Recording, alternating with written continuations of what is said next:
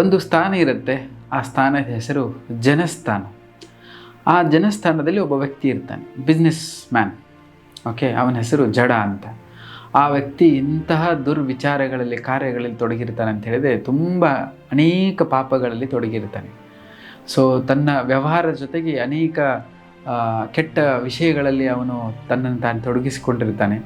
ಒಂದು ದಿವಸ ಅವನೇನು ಮಾಡ್ತಾನೆ ಅಂತ ಹೇಳಿದರೆ, ತನ್ನ ಬಿಸ್ನೆಸ್ ಏನಿದೆ ವ್ಯಾಪಾರಕ್ಕೋಸ್ಕರ ಒಂದು ಜಾಗದಿಂದ ಇನ್ನೊಂದು ಜಾಗಕ್ಕೆ ಹೋಗುವ ಸಮಯ ಬರುತ್ತೆ.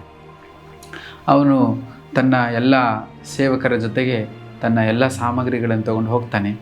ತನ್ನ ವ್ಯಾಪಾರವನ್ನು ಮುಗಿಸ್ಕೊಂಡು ವಾಪಸ್ ಬರುವ ಸಮಯದಲ್ಲಿ ಅವತ್ತು ರಾತ್ರಿ ಆಗಿಬಿಡತ್ತೆ, ಕತ್ತಲಾಗಿಬಿಡತ್ತೆ. ಆವಾಗ ಊರು ಇನ್ನೂ ತುಂಬ ದೂರ ಇರುತ್ತೆ. ಆ ಸಮಯದಲ್ಲಿ ಅವನು ವಿಚಾರ ಮಾಡ್ತಾನೆ, ಇಲ್ಲೇ ನಾನು ಮಲಗಿ ವಿಶ್ರಾಂತಿ ತಗೊಂಡು ಮುಂದೆ ಹೋಗ್ಬೋದಂತ ಆಲೋಚನೆ ಮಾಡಿ ಒಂದು ದೊಡ್ಡ ಮರ ಇರುತ್ತೆ, ಅಲ್ಲೇ ಮಲ್ಕೊಂಡ್ಬಿಡ್ತಾನೆ.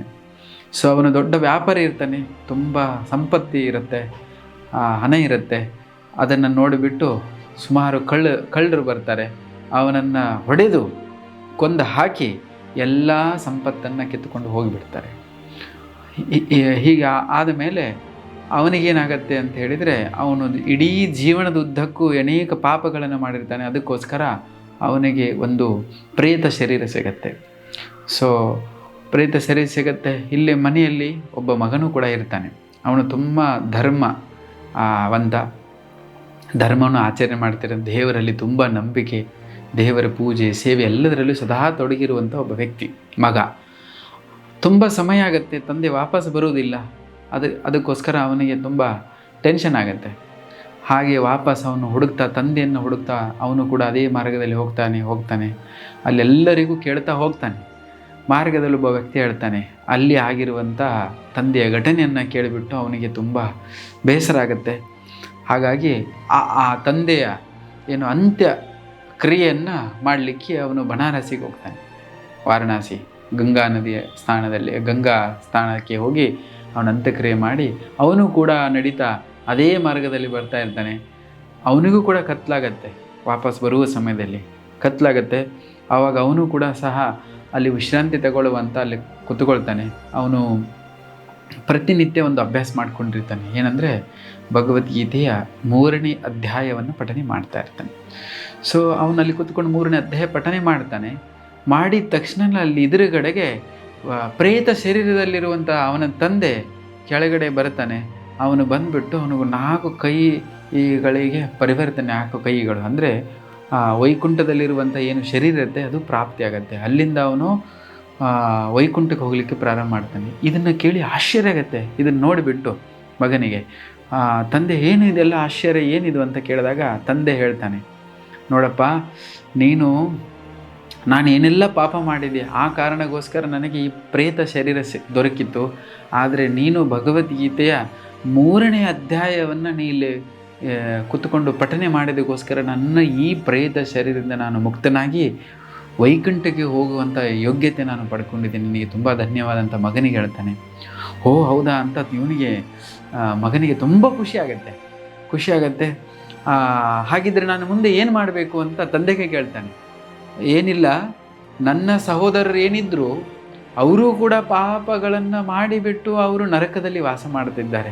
ಅವರಿಗೋಸ್ಕರ ಇಂಥದೇ ಮತ್ತೊಂದು ಕೆಲಸ ಮಾಡಪ್ಪ ನೀನು, ಅವ್ರದ್ದು ಜೀವನ ಉದ್ಧಾರ ಆಗುತ್ತೆ ಅಂತ ಹೇಳಿ ಅವನು ವೈಕುಂಠಕ್ಕೆ ಹೊರಡು ಹೋಗಿಬಿಡ್ತಾನೆ.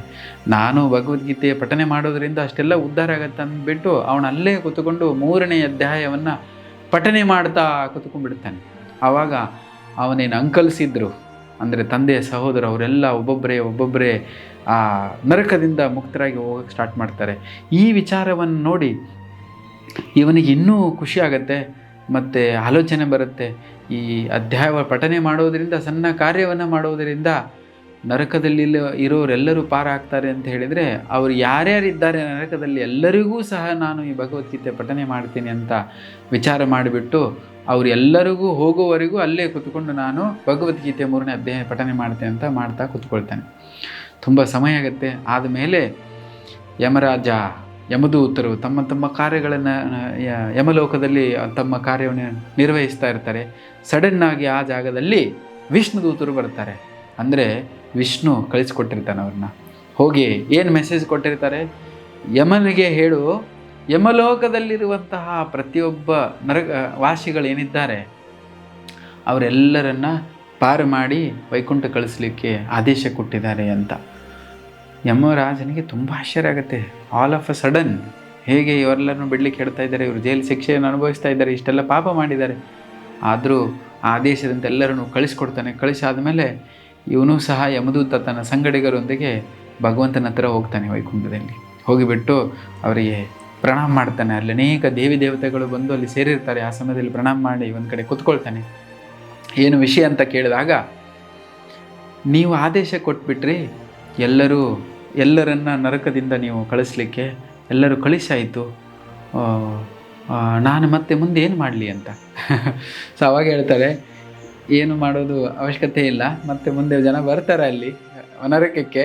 ಸೊ ನೀನು ವಾಪಸ್ ಹೋಗಿ ನಿನ್ನ ರೆಗ್ಯುಲರ್ ಸೇವೆ ಕೆಲಸ ಏನಿದೆ ನೀನು ಅದನ್ನು ಅಲ್ಲಿ ಮಾಡ್ತಾ ಇರು ಅಂಥೇಳಿ ವಾಪಸ್ ಆ ಯಮದೂತನಿಗೆ ಅಲ್ಲಿ ಕಳಿಸ್ತಾರೆ. ಹೀಗೆ ಈ 3ನೇ ಅಧ್ಯಾಯವನ್ನು ಪಠಿಸಿದ ವ್ಯಾಪಾರಿಯ ಮಗನೂ ಕೂಡ ಕೊನೆಗೆ ನರಕದಲ್ಲಿಲ್ಲ ಇರೋರನ್ನೆಲ್ಲರನ್ನು ಪಾರು ಮಾಡಿ ತನ್ನ ಜೀವನದಲ್ಲಿ ಪ್ರತಿನಿತ್ಯ 3ನೇ ಅಧ್ಯಾಯವನ್ನು ಪಠನೆ ಮಾಡಿ ತನ್ನ ಜೀವನವನ್ನು ಸಾರ್ಥಕ ಮಾಡಿಕೊಂಡು ಕೊನೆಗೆ ಅವನೂ ಕೂಡ ವೈಕುಂಠಕ್ಕೆ ಹೋಗ್ತಾನೆ. ಇದೇ ಈ ಭಗವದ್ಗೀತೆಯ 3ನೇ ಅಧ್ಯಾಯದ ಮಹಾತ್ಮೆ. ಹರೇ ಕೃಷ್ಣ.